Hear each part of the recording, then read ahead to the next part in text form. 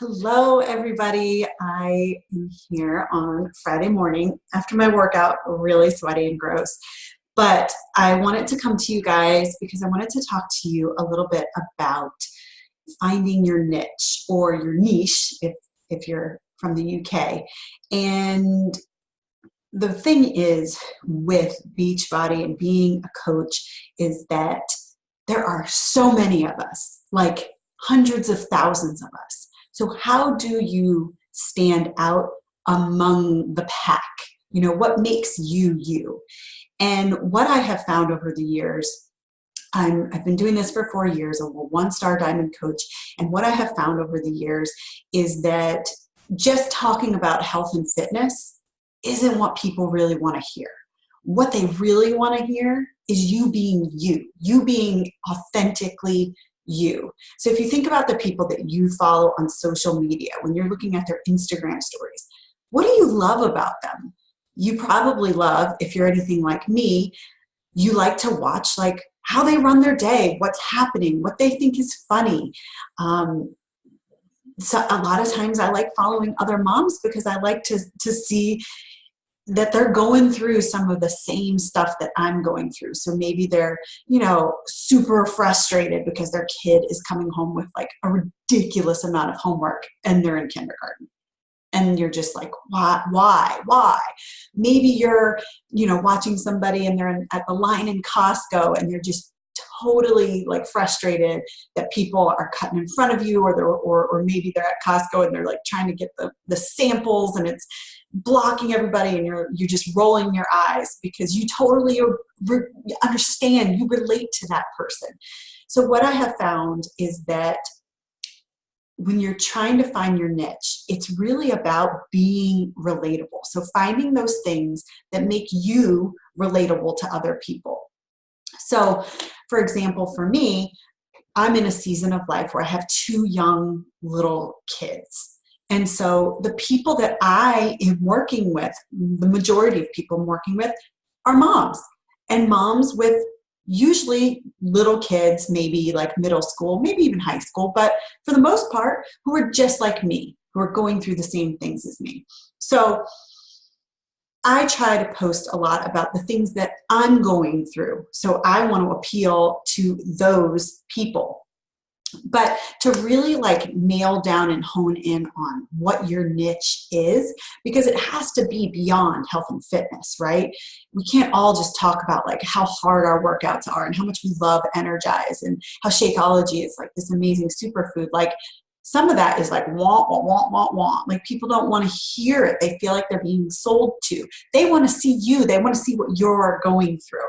So one of the things that I'm going to have you guys do, and you guys can post this in the comments below, is I want you to write down 10 things that describe you, like 10 things that if you're like very best friend or your spouse or your mom or your sibling were to write a list of the things that describe who you are, like what would they be? Like, would they be you're super sarcastic, or you love to cook, or maybe you're super passionate about, yoga, or you just a super frustrated and rundown mom, whatever it may be.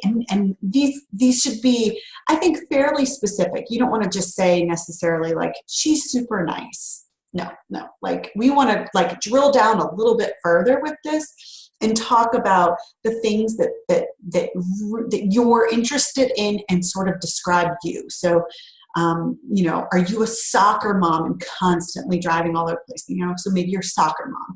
Maybe like for me, like I have had 3 knee surgeries. So I talk a lot about like knee surgeries and ACL surgeries and the rehab that I've had to do over the years and things like that. I'm a food allergy mom. I have a little one with severe food allergies. So that's something that I like to talk about because it's important to me. And I relate to other moms who are also in places of dealing with food allergies. It's really frustrating for people. Or maybe, like I really love like sarcastic memes that are about parenting. Like that cracks me up. Like I could sit there and scroll all day looking at funny memes about parenting because I'm like, oh my gosh, somebody else gets it. So those are the things that I like to hone in on when I'm posting on social media. And it helps me also really like show who I am. Like it shows like my frustration and my worries about having a child with severe food allergies. It shows that like I can go have a beer with you and we can sit there and joke about how like our 3-year-old threw like a massive tantrum in the middle of Target and we just sort of were like shaking our head and like, I can't even believe this is my life type of thing. Those are the things that sort of describe like what my niche is. Okay. So you want to sort of find the same thing. So maybe you're not a parent. Maybe you're a newlywed.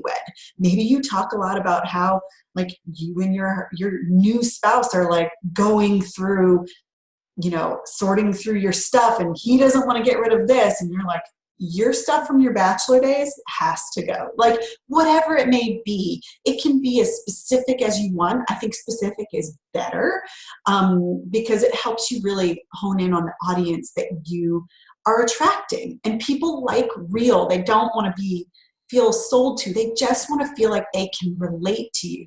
You know, why would they want to join your team or purchase something from you over all these other people that they could work with? What makes you you? They like you and they follow you for a reason.